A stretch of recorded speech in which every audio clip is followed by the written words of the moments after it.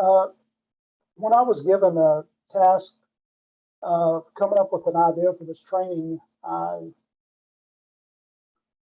wondered, what would be relevant, what would we need today, and so I came up with the thought hit me of training, and then how much is enough. And when we ask ourselves about this topic, you know what, we wanted something current. We don't want to just feel like we've kicked another can down the road a little ways and really not accomplished anything. So training, I believe today, because we've just come out of this COVID pandemic, and some it affected others, some others it didn't affect quite as much. But we at some point we were all kind of hamstrung into how we could perform our work, where we could get things done, and so what it ended up being, I personally feel like, is it's been more challenging to find workers.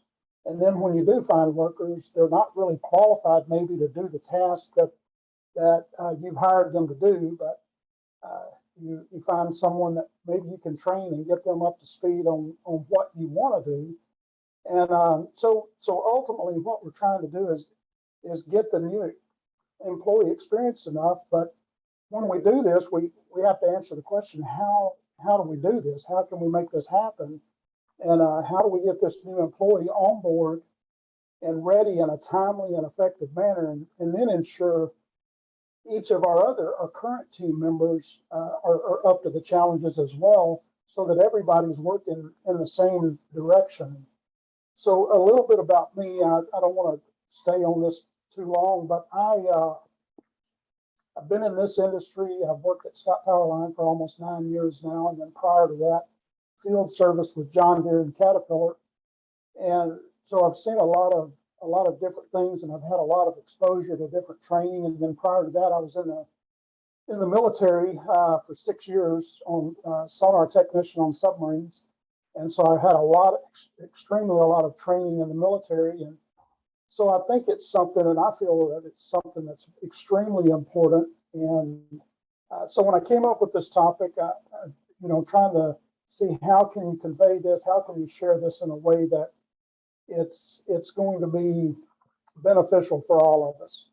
So with this meeting, I really want it to be thought-provoking. So if you have any thoughts or ideas or comments, feel free to jump in and share anything that you would want to. And we do have a timeline to stay within, so I'm going to try to keep this within the 30 to 45 minutes so that we can have time for questions and any thoughts that someone may have. So as we get more into this, I did read a quote from Henry Ford, and he said, "The only thing worse than training your employees and having them leave is not training them and having them to stay." And that's a quote that sometimes you have to reread it and process it.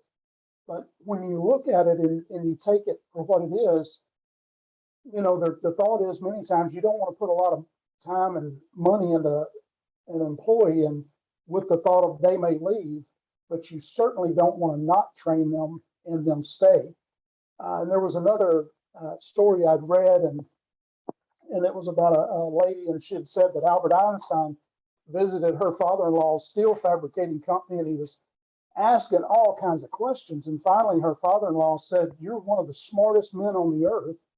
Why do you ask all these questions?" And Einstein replied and said, "Well, I know what I know, but I don't know what you know."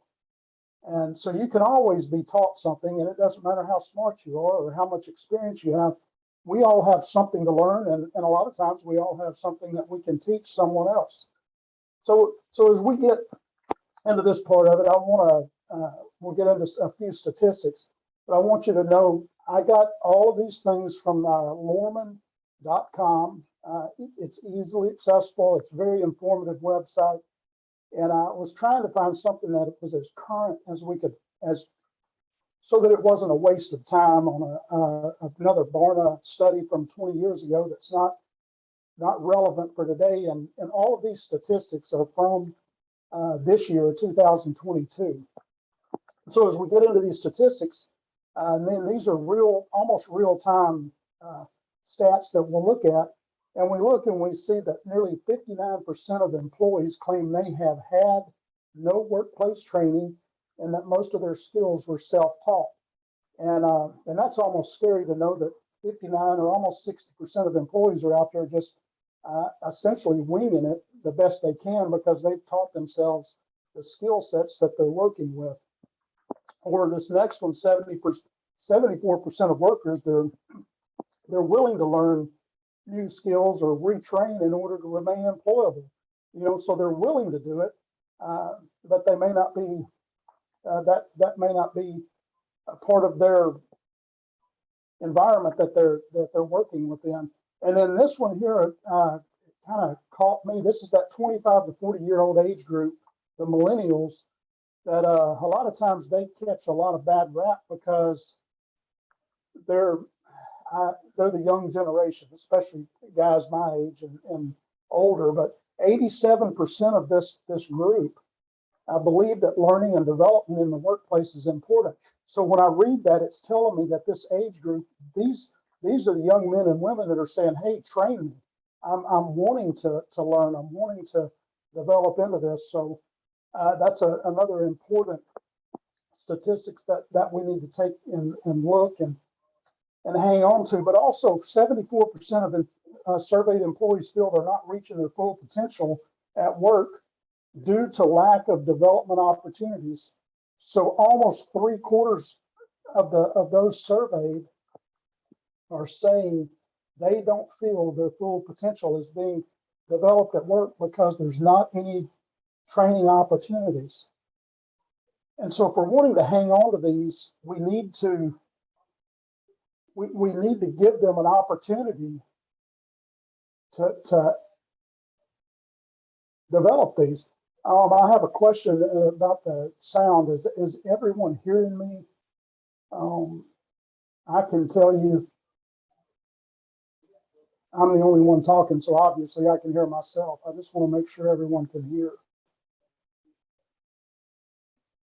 And James, I'm not sure if, but I'll continue unless I see that there is an issue. Scott, I'm hearing you fine. Okay. So if you just want to keep going, we'll see if we can get James. I'm gonna keep on going. I just wanted to make sure everyone can hear me. But 74% of employees, they're not reaching their full potential. And then you step on further, and 76% of millennials, let me get to my notes here, I apologize. They believe that professional development opportunities are one of the most important aspects of a company's culture. So again, this is your younger group coming up.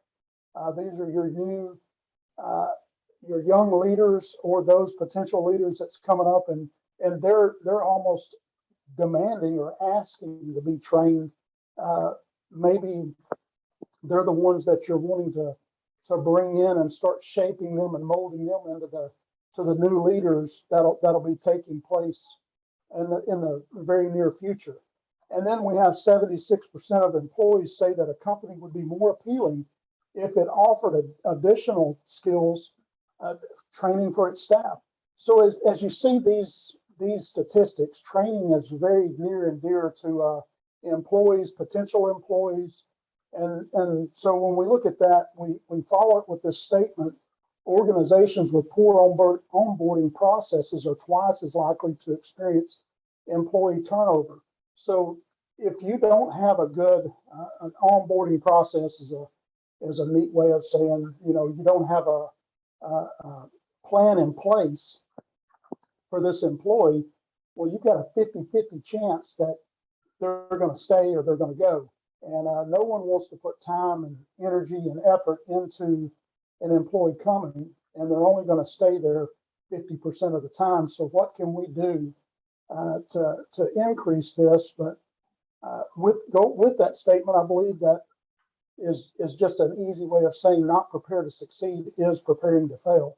And that onboarding process is preparing not only yourself as an employer, as a business owner, but also as an employee to succeed. So both are in preparation for that. And with that, when I was in high school, we were miserably bad in football. And when I say miserably, we won 2 games in 4 years.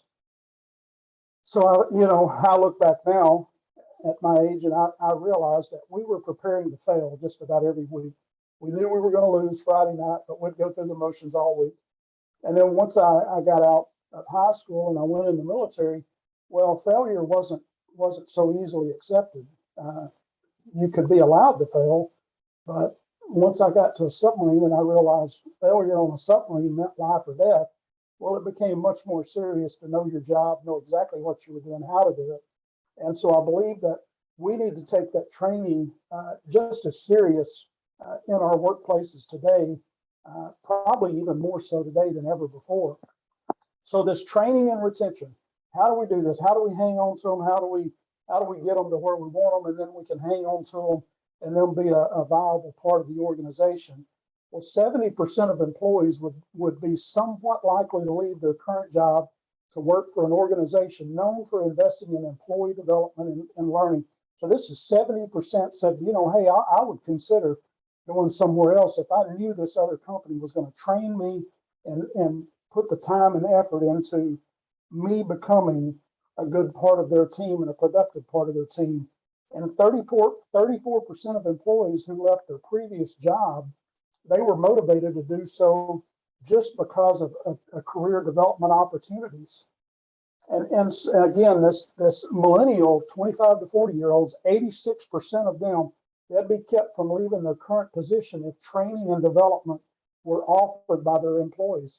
Folks, this is 86% of the young workforce today said that they would be willing to stay if they received the training and career development that they felt like they needed and sometimes deserve, but really they need. And then over 70% of high retention risk employees, these that have the potential of leaving, they'll leave their company in order to advance their career. So if you see a reoccurring theme here is they would stay or they would go if they knew career development and training were a part of the environment of the new job or employer. So when we look at this, the statement retention rates rise 30 to 50% for companies with strong learning cultures. That's 30 to 50% increase, or the 30 to 50% chance that you're going to be able to keep this new employee or prospective employee if you have a strong learning culture already developed. Now, many, if not all, they're experiencing, and I'm sure you are, shortage of workers and therefore shortage of trained and experienced workers. We have everywhere I go, as I was telling Rachel earlier in our introduction, that I work in 4 or 5 states with third-party locations that take care of machines for us and stage those machines. And it doesn't matter where I go. Everyone has the same story. They need workers. They don't even say they need experienced, seasoned workers. They're just looking for workers. They're willing to train, but they just can't get these men or women through the door. And so we've got to develop a culture and figure out how to do this so that we can hang on to these young men and women. So the question that we have before us is, how do we get these new employees trained and productive in as short a time as possible? Because you bring this young man or woman in and you desperately need somebody to start to work now. And so with that, we ask, well, how much training and how much is enough? Well, there's a few practices that have been used historically, and we're only going to look at a couple because just for time, we don't have to be able to go through every practice that's out there. But a couple that I've experienced through the years, and I'm sure you guys are using them or have seen them used. So we want to look at what's out there. And so the first and the simplest is on-the-job training. It's how I learned many of my skill sets. I learned watching my dad when I was growing up. I learned by looking over the shoulder of someone more experienced. But, so what we do is we take and we put them with a seasoned employee, and then we leave it at that. We just, okay, well, it's his or her responsibility to train them and his or her responsibility to watch and learn at that. And then we a few weeks or months go by and we look and we're like, well, why have they developed these bad habits? And because if the training is not supervised in some manner, the habits of other employees are going to be passed on, and then they become just the norm. And someone asks, well, why are you doing it? Well, that's just how we've always done it. And that goes back to a story I heard years ago about a husband. He asked his wife, he said, why do you always cut the ends off of the roast when you put them in the oven? And she says, I don't know. That's just how my mom always cooked them. And so he asked his mother-in-law a few weeks later, and she said, well, when I was young, we didn't have a lot of money, and our stove was really, really small. And she said, so for my roast to fit in the oven, I had to cut the ends of it off because it wouldn't fit in there. And we end up doing that, and that ends up being the norm in our workplace, and we really can't explain why we do it. It's just because we've always done it that way. And sometimes we need to ask ourselves, why are we doing things the way we're doing them? And an issue with this on the job is, the new employee possibly won't even see or experience procedures and practices that managers and or owners are expecting or expecting to see. And, and it's going to become the go-to method of training if we're not careful. And then there'll be a developed attitude of, well, just let someone else do it. It's not my job to train them. And if we don't have a workforce that's trained properly, then the next generation of workers in there are not going to be trained properly. So we have to take this responsibility and own it ourselves. And so you may have seen this one, or you may have seen this other one. This is probably one of the scarier of the ones, but you just take them and you throw them in the deep end.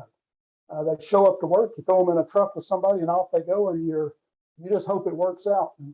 And so I'll tell you, they may learn to swim in their own way, but it may never be the way that you expected them, or it may never turn out to be the desired outcome that you wanted. And I fear that a lot of times nowadays, this is the way that we do things, simply because we just don't have time. We need the workers. We hear it everywhere we go, but then you also hear, well, we just don't have time for all of this training and all of this that we really need to do. And so this always, or a lot of times, not always, a lot of times will end up in attitudes, well, that's just good enough, or I don't get paid to do that, or maybe, again, back to the other, it's just not my job. So possibly the employee never develops the self-confidence and pride of knowing the job and knowing that it's been done correctly and the best that it can be done. So we've looked at these two standards, or these two old standards, if you will, ways of training, but there is a different approach, and I believe a more positive approach for all of us, and that is developing training protocols and regular reviews.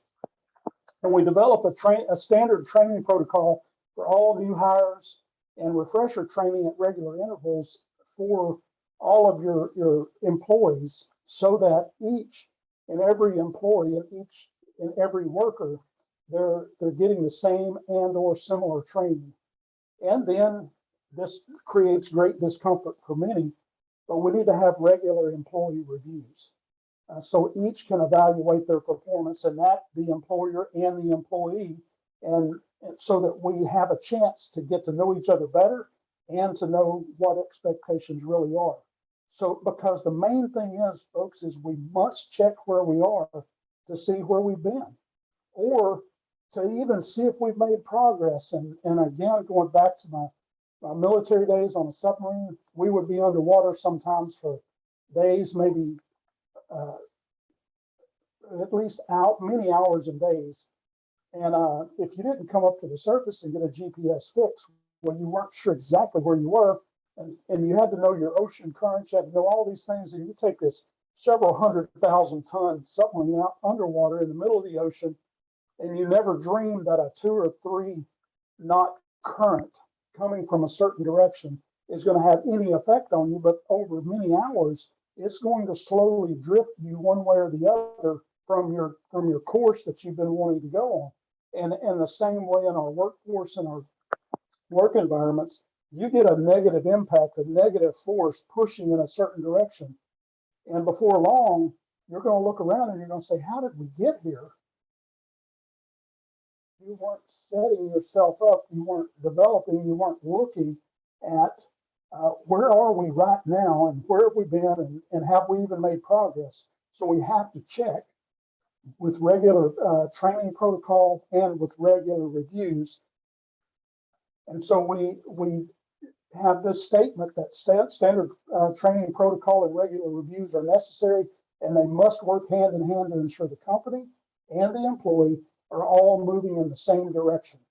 So if this years ago, I thought about this, and it's been a standard for me many times, is if we're all going to cross the street with that as a company, as a group of people, we have to have answers to those questions of why, how, and when, and regularly meeting together and laying out a plan many times is going to ease the burden of those crisis moments when it seems like it's all falling apart or it's all going in the wrong direction.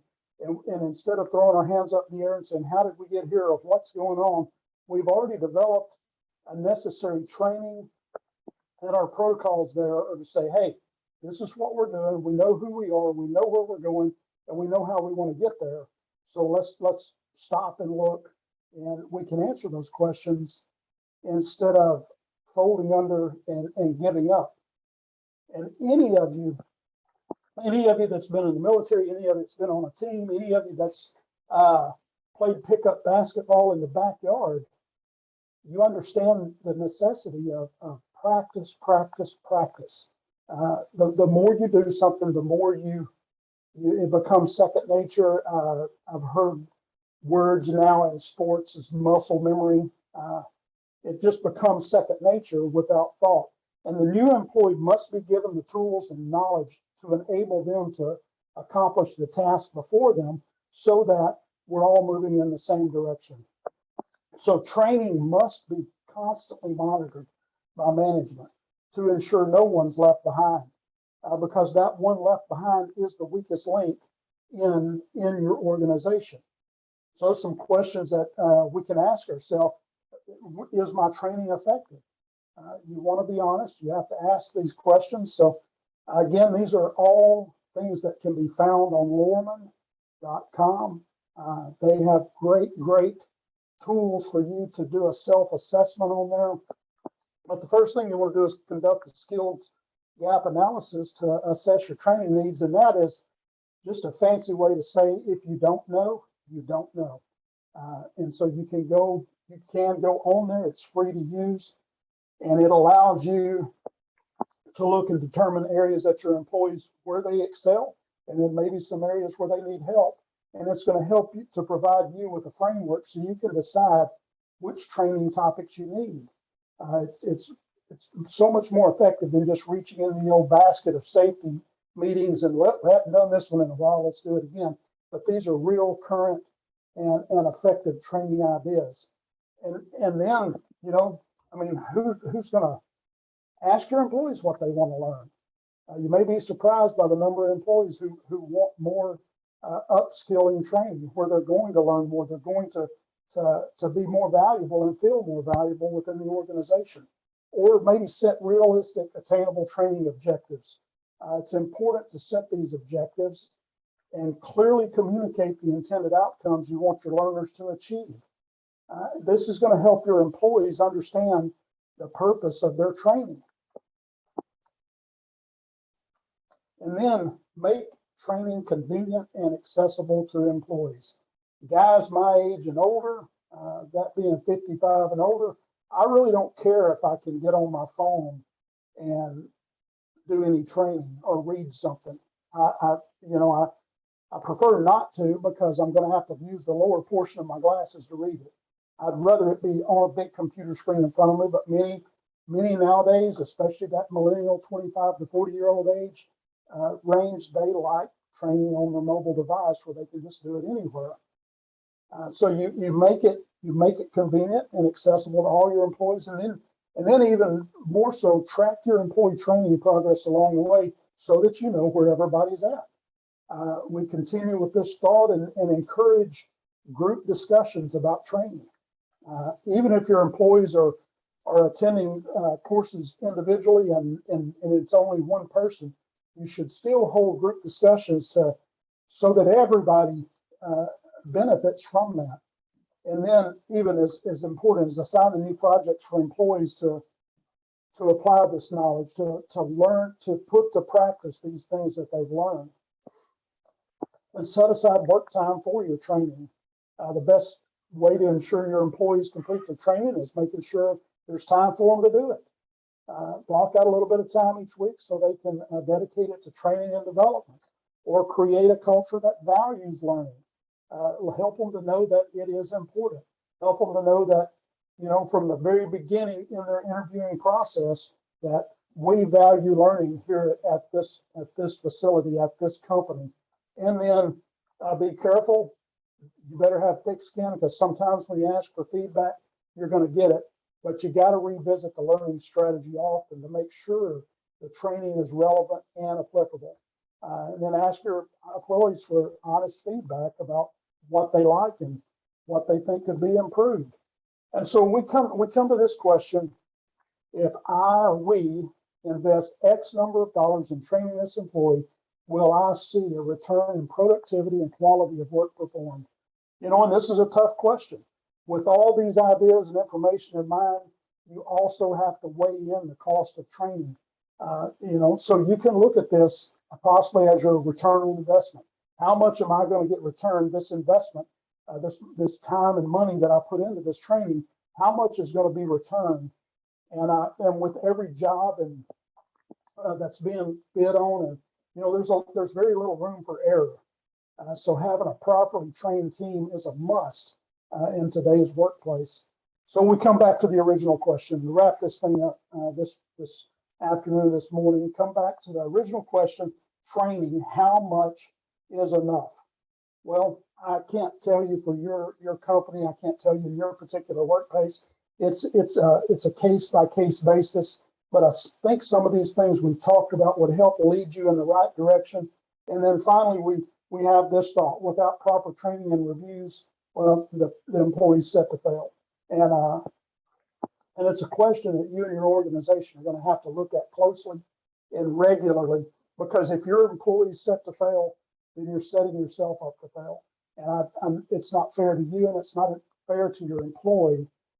So I think training, if we truly look at it hard, clearly, and honestly, it's going to be a success for you and for your employee. And I thank all of you for your time today. I tried to keep this. I know there's a lot of information, a lot of slides, a lot of things. And if you have any questions, feel free to ask those. And Rachel, I'll turn this back over to you and let you have the